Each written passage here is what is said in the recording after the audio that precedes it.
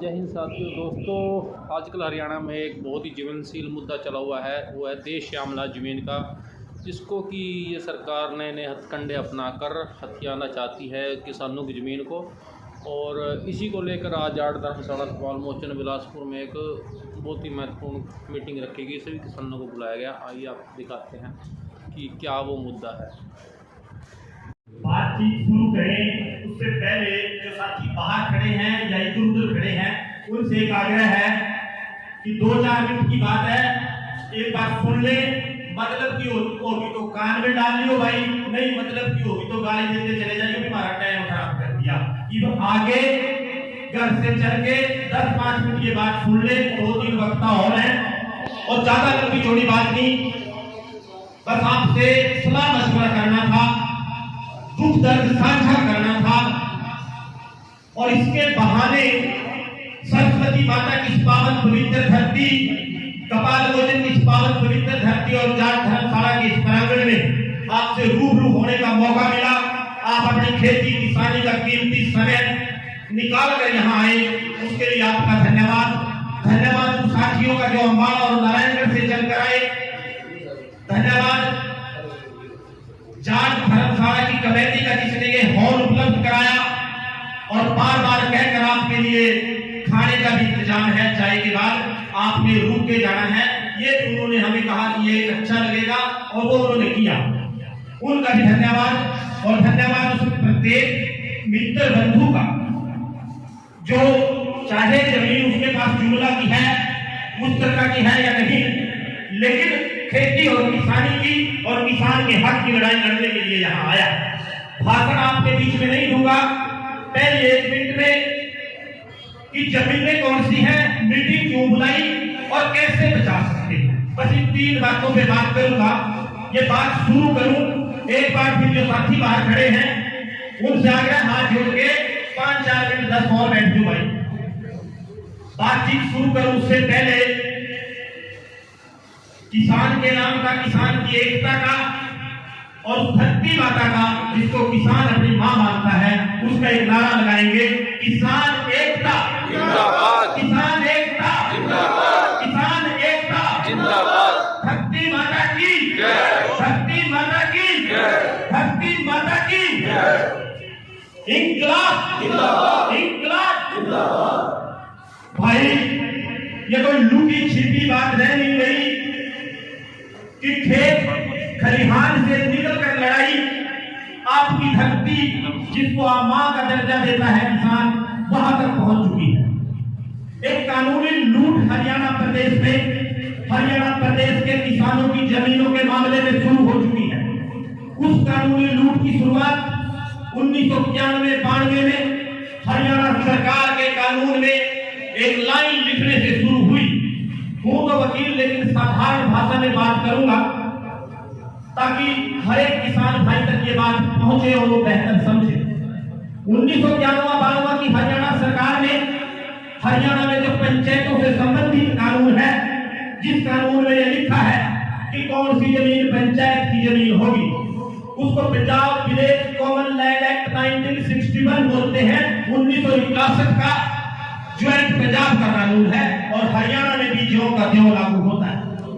हरियाणा की सरकार ने एक चालाकी की, एक चतुराई की कि उस कानून के सेक्शन 2 में जहां ये लिखा है कि ये जमीनें पंचायत की जमीनें होगी, एक लाइन लिख दी कि जो जमीन जुमला मालकान व दीगर हकदारान हसद रसद अराजी खेड़ और शामला मुश्तरका मालकान की हैं, वो जमीनें भी आज के बाद पंचायत की जमीनें होंगी।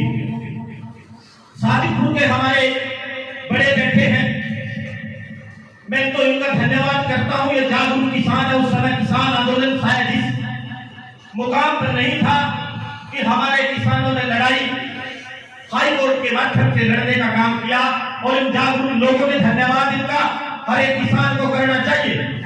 17 साल की वकालत है। अगर पंचायत के खिलाफ, सरकार के खिलाफ कोई केस लड़ा जाता है तो वकील के पास केवल एक ढाल होती है, जैसी बस्ती स्टेट ऑफ हरियाणा, वो इनकी देन है। लेकिन वो फैसला सरकार को चुभता था। दर्द होता था कि ये था बढ़िया फैसला ये जमीन लेने के रास्ते में, और किया क्या, सरकार सुप्रीम कोर्ट में उस फैसले के खिलाफ चली गई और सुप्रीम कोर्ट का फैसला एक बार फिर किसानों के खिलाफ आ गया। और किन हालातों में आ गया, सुप्रीम कोर्ट ने कहा कि इस देश के संविधान के तहत इस देश में 3 ताकतें काम करती हैं। पहली, विधानसभा जहां आप चुनकर एमएलए और विधायक भेजते हैं। दूसरी, पुलिस और प्रशासन डीसी एसडीएम जो विधानसभा के बनाए कानून को लागू करने का काम करते हैं। और तीसरी, न्यायपालिका, हाईकोर्ट, जिला अदालतें और सुप्रीम कोर्ट, वो ये देखते हैं कि इस कानून को लागू करने के मामले में कोई भेदभाव, कोई अन्याय अत्याचार तो नहीं हो रहा। और यही सुप्रीम कोर्ट ने कह दिया कि विधानसभा ने कानून बनाया, हम क्या करें, लागू उन्होंने करना है।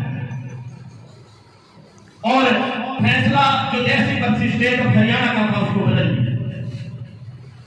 वो जागरूक किसान, एक बार फिर कहूंगा, सारी खुल के यहां बैठे हैं। सुप्रीम कोर्ट दोबारा चले गए, रिव्यू पिटीशन डाल दी। लेकिन एक हक से कह सकता हूं कि छोटा सा रास्ता रिव्यू पिटीशन का होता है। कोई कानूनी गलती हो गई हो, कोई ऐसा तथ्य जो बहुत महत्वपूर्ण हो, पीछे रह गया हो, उसको कंसीडर करना होता है। बहुत बड़ी आस रिव्यू पिटीशन से नहीं होती। अब दोबारा बात घूम कर वही आती है कि न्यायालय ने कहा कि मेरा काम यह देखना है कि कानून सही मायने में लागू हो रहा है या नहीं।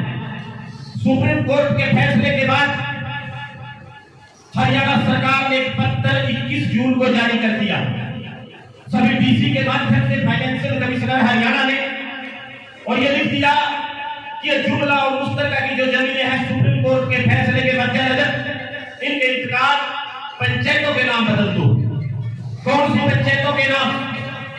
जो 2 साल से हरियाणा में काम कर नहीं कर रही, जिनको कोई ना कोई कानूनी अड़चन कोर्ट का बहाना बनाकर सरकार खत्म कर देती है। और आज सीधा ये हुआ कि वो जमीन सरकार के पास, सरकार के कब्जे में चली गई, जब पंचायत सरकार के कब्जे में है। उस लेटर को लेकर आपके एरिया के भी कुछ और पूरे हरियाणा के किसान एक बार फिर हाई कोर्ट चले गए और एक भ्रम और संशय की स्थिति पैदा हो गई कि हाई कोर्ट ने उस मामले को स्टे कर दिया। अब मैंने जैसे पहले बताया कि न्यायालय और अदालतों का काम बनाए कानूनों को सही लागू किया जा रहा है या नहीं, ये देखना होता है। और उस फैसले में हाई कोर्ट ने केवल इतना कहा, हरियाणा सरकार से पूछा कि आपने ये पत्र जारी किया इन जमीनों के इंतकाल तोड़ने की, आप तैयारी कर रहे हो? उन्होंने कहा कि पत्र तो जारी किया। उन्होंने पूछा कि किसी जमीन का इंतकाल अगर और रजिस्ट्री अगर हो जाए तो उसको कानून में तोड़ने का तरीका क्या है? तहसीलदार इंतकाल करता है, अपील एसडीएम के पास, कलेक्टर के पास चलती है, फाइनेंशियल कमिश्नर के वो प्रक्रिया चलती है। भाई इस प्रक्रिया से सरकार को क्यों छूट? आप विशेष तरीके से जो जबरदस्ती से पत्र के माध्यम से इंतकाल तोड़ दोगे, जो कानून में लिखे प्रावधान है उनका पालन नहीं करोगे। उन्होंने कहा कि करेंगे, एफिडेविट फाइल करो, एफिडेविट फाइल कर दिया। और जो आप स्टे कह रहे हैं, हाई कोर्ट ने उसके बाद हरियाणा सरकार के उस पत्र को कैंपिंग अवेज मीनिंग देर है। इसका अर्थ सीधा सा ये है कि वो पत्र फिलहाल लागू नहीं होगा, लेकिन कानूनी चारा जो भी कानूनी तरीके से जो जमीनों को सरकार या पंचायत के नाम करने का रास्ता है वो आज भी खुला है, किसी भ्रम या अंधेरे में न रहना। अगर सुप्रीम कोर्ट से उनकी रिव्यू पिटीशन और दूसरी याचिकाएं मंजूर हो जाए तो वो तो एक रास्ता बचता है, नहीं तो केवल और केवल एक रास्ता है कि आप एकजुट हो, इकट्ठे हो और डट कर लड़े। और किसान यूनियन का केवल एक काम होता है, सरकार के ऊपर दबाव बनाकर किसानों के हक की बात मनवाना। इससे ज्यादा किसान यूनियन का है या कोई भी यूनियन है, एक किसानों की है, वकीलों की है, हर एक संगठन की यूनियन है, कर्मचारियों की है, वो एक प्रेशर ग्रुप, एक दबाव समूह की तरह काम करते हैं। जब इकट्ठे होकर आप सरकार पर दबाव बनाएंगे एक लाइन को जो उसने पंचायतों के कानून में लिख दी वापस ले सकती, और वो कब लेगी?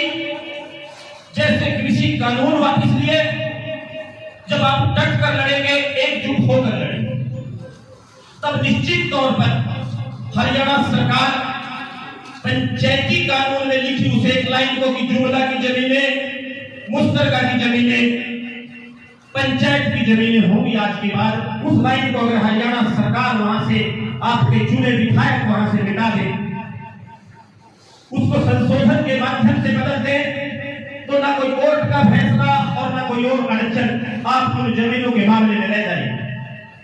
अब बात हुई कि जैसे ही अप्रैल में यह फैसला आया, हमने इसके बारे में जागरूकता किसानों के बीच में करनी चाहिए, और उसी श्रृंखला में हमने एक पंचायत जैसे आपके यहां कर रहे हैं नारायणगढ़ में बुलाई कि कम से कम एक फर्ज अपना पूरा कर दे कि किसान भाइयों को ये बता दें कि भाई टाका सरकारी कानूनी तरीके से आपके खेत खलिहान के बाद उस जमीन पर पड़ने वाला है जिसको आप मांग रहे थे। पंचायत में शहीद भगत सिंह किसान यूनियन और गन्ना संघर्ष समिति, भाई अपना नगर वालों हम तो बड़े किस्मत वाले हैं, गन्ना मिल वगैरह पैसे मिल जा, हमने तो गन्ना मेर का पूरा साल मिल गया का बैठना पड़ा, आज भी तोड़ रहे हैं, यहाँ घड़ी मिल गया का, अब रोज बैठना, शायद कल फिर बैठना, कल फिर बैठना। सरकार ने अपना कानून बनाया हुआ है कि 15 दिन के अंदर पैसे मिलेंगे, नहीं एसडीएम और डीसी उनकी मिलकर का पैसा किसान का देगा। लेकिन अपना बनाया कानून जो सरकार लागू नहीं करती, क्यों? क्योंकि वो आपके हक का मामला है और वो उद्योगपति के खिलाफ जाता है जो चुनाव में चलता है। खेल पर्दे के पीछे चुनाव के चंदे का है, और जब चंदा है, पैसा है, तो आपकी वोट चाहे तिरंगा आपके हाथ में लेकर ले ले, चाहे हिंदू मुस्लिम को लड़वा कर ले ले, चाहे जाट नॉन जाट बना कर ले ले, चाहे दलित वर्सेस जनरल बना के ले ले, उनको पता है कि देश का प्रचार तंत्र जब तक उनके हाथ में है वो बांट कर राज करने में काबिल है और करते रहे। लेकिन जब हम एकजुट होंगे, किसान बनकर लड़ेंगे, ये समस्या, ये मुसीबत किसी विशेष जाति और धर्म के लोगों पर नहीं है, बल्कि हर एक उस किसान के ऊपर है जो खेती और किसानी से जुड़ा है। आज बारी मेरी है, कल इसकी है, परसों इसकी है, बारी बारी सबकी आएगी। कल मंडी वाले आड़तियों की बारी थी, आज जोड़ा मुश्तरका वालों की है, कल दूसरों की आएगी। सवाल पैदा होता है कि लड़ाई लड़ी कैसे जाए और जीती कैसे जाए। मैं एक छोटा सा मामला, एक छोटी सी घटना आपके साथ साझा करना चाहूंगा। बात अम्बाला की है, सबसे पावरफुल और ताकतवर मंत्री की है, और वो लोग आपके बीच में बैठे हैं जिन्होंने उस मंत्री को झुकाया। अम्बाला के आसपास के गांव पजोखरा और दूसरे गांव में 1852 एकड़ जमीन के बारे में सेक्शन 4 जारी कर दिया, और सेक्शन 4 उस समय जारी कर दिया जब वहां की करोड़ों रुपए की कीमत की कुछ लाखों में केवल मिलने थे पैसे, और उसके बदले 1 एकड़ के बदले 1 एकड़ भी आप खरीद नहीं सकते थे। लेकिन अड़छी किसान अड़ गए, और सबसे ताकतवर मंत्री जिसकी हरियाणा का मुख्यमंत्री विनोद शर्मा बात मोड़ने की जरूरत नहीं करता था, मोर्चा लगाया। अम्बाला में चरणजीत जी बैठे हैं, भाई तेजवीर जी बैठे हैं शहीद भगत सिंह किसान यूनियन के, और लंबा मोर्चा चला, और शायद कोई दूसरा उदाहरण पूरे हरियाणा में आपको मिले कि सरकार ने जो जमीन ले ली हो, प्रक्रिया शुरू करती हो और वापिस की हो। मैं इनके नाम देख ताली चाहूंगा कि ये वो किसान है जो डट कर लड़े और अपनी जमीन सेक्शन 4 के दायरे से बाहर निकलवाई, और आज भी उस जमीन पर काबिज है, खेती कर रहे हैं। 1852 एकड़ का मामला था। अगर आप डट कर लड़ेंगे, विश्वास कीजिए, जो ये हजारों एकड़ जमीन, खासकर उन गांव की जिस गांव के आसपास कोई दरिया पुल है, कोई नदी है, नाला खाला है, जुमला मारकान के नाम वहां जमीनें हैं और मुश्तरका की जमीनें अनेक गांव में। पूरे हरियाणा का आंकड़ा तो हजारों लाखों एकड़ का बनता है, लेकिन बात फिर वही घूम कर आती है कि लड़ाई मिलकर और डट कर लड़ेंगे तो जीतेंगे। मिलकर और डट कर लड़ना और किसी लड़ाई को लड़ने का तरीका होता है। जो पंचायत हमने अम्बाला नारायणगढ़ में की, तो भाइयों ने मुझे कहा कि इस लड़ाई को कोई अकेला अगर लड़े तो निश्चित तौर पर जीत की आसान नहीं है। चाहे मैं लड़ूं, चाहे भाई लड़े, चाहे कोई और नेता अपने ऊपर ये वजन करे। किसान आंदोलन किसने लड़ा? संयुक्त किसान मोर्चा ने लड़ा। 32 किसान यूनियन पंजाब की एक झंडे के तले आई, जो आपस में लोगों को अपनी बहू बनाने की, कार्यकर्ता बनाने की लड़ाई लड़ते थे। उन्होंने कहा निजी मतभेद भूलने होंगे, किसानी खतरे में है, तो निर्णय हुआ एक संयुक्त किसान मोर्चे का। और संयुक्त किसान मोर्चे के बैनर के तले न केवल राजस्थान के, न केवल उत्तर प्रदेश के, न पंजाब के, न हरियाणा के, बल्कि हिंदुस्तान की ज्यादातर यूनियन ने उस मोर्चे के नीचे, उस बैनर के नीचे काम किया। और तब जाकर आप किसान आंदोलन की लड़ाई उस सरकार के खिलाफ लड़े और जीते, जिस सरकार के पास पूर्ण बहुमत था और जो